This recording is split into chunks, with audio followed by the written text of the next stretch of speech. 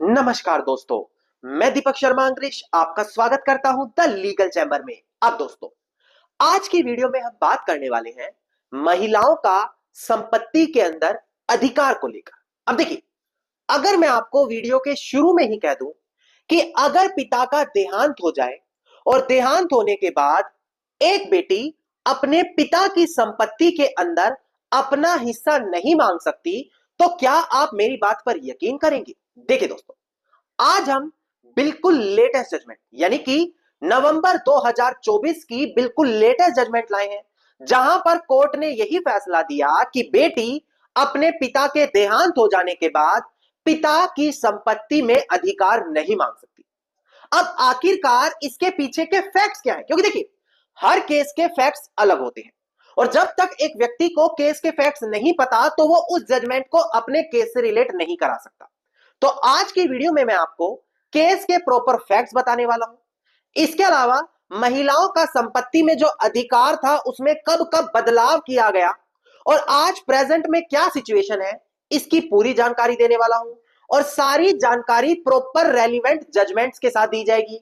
तो आज की एक सिंगल वीडियो आप लोगों को महिलाओं का प्रॉपर्टी में क्या, कब और कितना अधिकार होने वाला है, उसकी कंप्लीट जानकारी मिल जाएगी। अब दोस्तों, अगर आप लोगों को हमारी ये वीडियोस अच्छी लगती हैं, अगर आप लोगों को हमारी तरफ से किए गए एफर्ट्स अच्छे लगते हैं, तो मेरा आप लोगों से अनुरोध है, इस वीडियो को आप लाइक जरूर करें, ज्यादा से ज्यादा शेयर जरूर करें और अपना वैल्यूएबल कमेंट सेक्शन में जरूर लिखें। तो चलिए दोस्तों, अब आज की इस वीडियो को हम ज्यादा लंबा ना करते हुए आज की इस वीडियो को स्टार्ट करते हैं।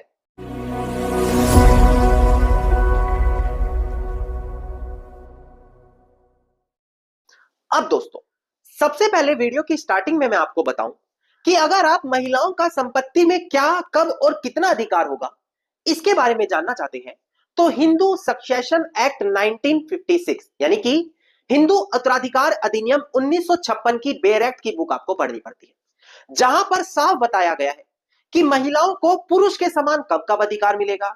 जब कभी भी महिलाओं को एक लिमिटेड अधिकार दिया गया प्रॉपर्टी में, वो कब उस पर अपना पूरा अधिकार जता सकती हैं, ये सारी चीज एक सिंगल बुक में आपको देखने को मिल जाएगी। अगर आप चाहते हैं कि इस बुक को अपने घर बैठे मंगवाएं और खुद पढ़ें, तो इसी वीडियो के डिस्क्रिप्शन में आपको हिंदू सक्सेशन एक्ट की बुक का लिंक मिल जाएगा। आप उसको घर बैठे मंगवाकर खुद पढ़ सकते हैं। नाउ, अब हम बढ़ते हैं अपनी आज की वीडियो की ओर। देखिए, सबसे पहले महिलाओं का संपत्ति में अधिकार नहीं होता था। एक महिला को इस तरीके से माना जाता था कि विवाह होने के बाद वो ससुराल वालों की जिम्मेदारी है। पर ऐसा देखे जाने लगा कि ससुराल वाले भी महिला को प्रताड़ित करते थे और वहां भी उनको कोई विशेष अधिकार नहीं दिया जाता था।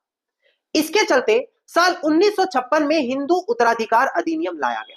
कानून तो ला दिया गया, पर महिला को तब भी पुरुषों के समान संपत्ति में अधिकार नहीं दिया जाने लगा। अब यहां पर जो महिलाओं के साथ उत्पीड़न होता था उसके केसेस लगातार बढ़ते ही चले गए। इसी चीज को देखते हुए साल 2005 में इसी हिंदू उत्तराधिकार अधिनियम के अंदर संशोधन किया गया।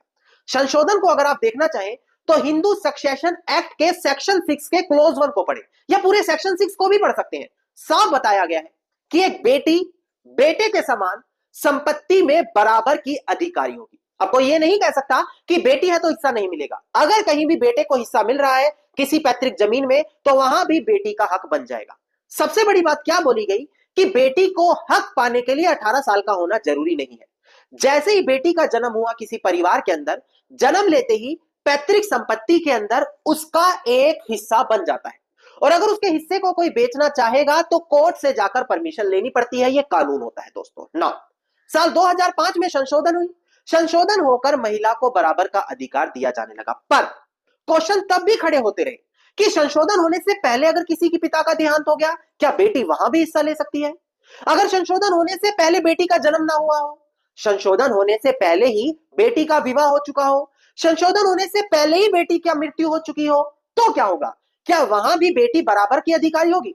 अब ऐसी कंडीशन में अनोखा कोर्ट केस आए, जैसे कि प्रकाश वर्सेस फूलवती, दनामा वाला मैटर, ये काफी बड़े हाईलाइटेड केसेस रहे। यहां पर यह कहा गया कि बेटी का विवाह चाहे 2005 से पहले हुआ हो या उसके बाद हुआ हो, पिता का देहांत चाहे 2005 से पहले हुआ हो या उसके बाद हुआ हो, इन दोनों स्थितियों में बेटी एक पैतृक संपत्ति में बराबर की अधिकारी होगी। और अगर किसी पिता का देहांत हो जाता है और पिता कोई विल वसीयत बनाकर नहीं गया, तो वहां पर सेक्शन 7 हिंदू सक्सेशन एक्ट के तहत बेटी भी बेटे के समान क्लास 1 की उत्तराधिकारी ही मानी जाएगी। तो साफ तरीके से इन जजमेंट्स में यह बात बोल दी गई। अब इसके बाद सबसे बड़ी जजमेंट आती है महिलाओं के अधिकार को लेकर।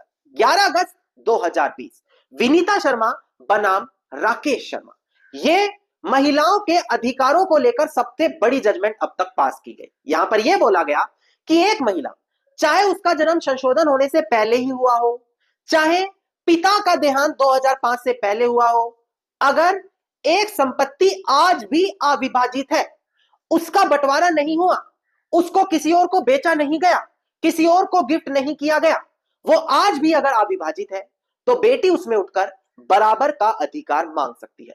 कोई मायने नहीं रखता पिता का देहांत कब हुआ, शादी कब हुई, अगर एक संपत्ति आज भी अविभाजित है तो बेटी का उसमें अधिकार होगा। इसके अलावा डेट नोट डाउन कर सकते हैं, 20 दिसंबर 2004।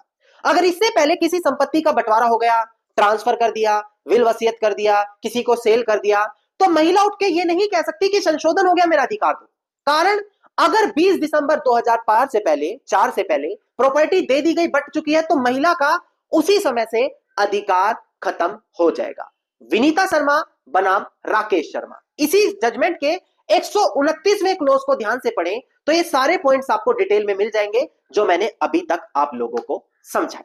ये एक बेसिक हिस्ट्री थी महिलाओं के अधिकार को लेकर जो आप लोगों को पता होना अनिवार्य है। नाउ अब हम बढ़ते हैं अपनी बिल्कुल लेटेस्ट जजमेंट की ओर। ध्यान दीजिए, क्योंकि ये बेसिक हिस्ट्री बतानी यूं जरूरी थी क्योंकि अब जो मैं लेटेस्ट जजमेंट बताऊंगा आपको पूरा कंसेप्ट क्लियर हो चुका होगा। आप कंफ्यूज नहीं होंगे कि कब अधिकार बन रहा है और कब नहीं बन रहा। अब सबसे पहले बिल्कुल लेटेस्ट केस लॉ की डिटेल्स देखिएगा, डिस्प्ले पर दिखाकर मैं क्लियर कर दूं। ध्यान दीजिएगा दोस्तों, देखिए केस टाइटल है हमारा राधाबाई शिर्के वर्सेस केशव जाधव। इसका सेकंड अपील नंबर है 5931987 2024, बॉम्बे हाईकोर्ट की है हमारी जजमेंट है। अब इसकी डेट ऑफ जजमेंट भी डिस्प्ले पर देखकर ध्यान दीजिए, 12 नवंबर 2024 इसकी जजमेंट डेट है, यानी कि बिल्कुल लेटेस्ट, बिल्कुल इसी महीने की जजमेंट हम आप लोगों के लिए लेकर आए। अब देखिए दोस्तों, यहां पर जो मेन लड़ाई का इश्यू था वो था संपत्ति में अधिकार को लेकर। यहां पर क्वेश्चन ये आया कि 1956 में तो संशोधन नहीं हुआ, उस समय तो केवल हिंदू उत्तराधिकार अधिनियम आया, साल 2005 में संशोधन हुआ, पर उस स्थिति में क्या होगा जब एक पिता का देहांत 1956 से पहले हो गया।